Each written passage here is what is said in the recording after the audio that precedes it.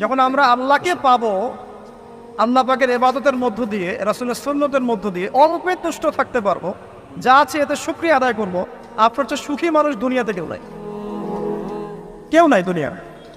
কিন্তু বস্তুবাদিতা আপনাকে এই আকীদা আদর্শ থেকে সম্পূর্ণ ডিমোটিভেট করে দেবে। তো প্রিয় ভাই এবং বোনেরা যারা আমার জন্য শুনছেন, আজকে আমাদের প্রথম সবক হওয়া উচিত দুনিয়ার নেশায় আমরা না পড়ি। আল্লাহ পাক আমাদেরকে তৌফিক দান। আল্লাহ পাক আমাদের সবাইকে যারা আলোচনা শুনছি দুনিয়ার প্রেমিক হওয়া থেকে বাঁচাক বলি আমি।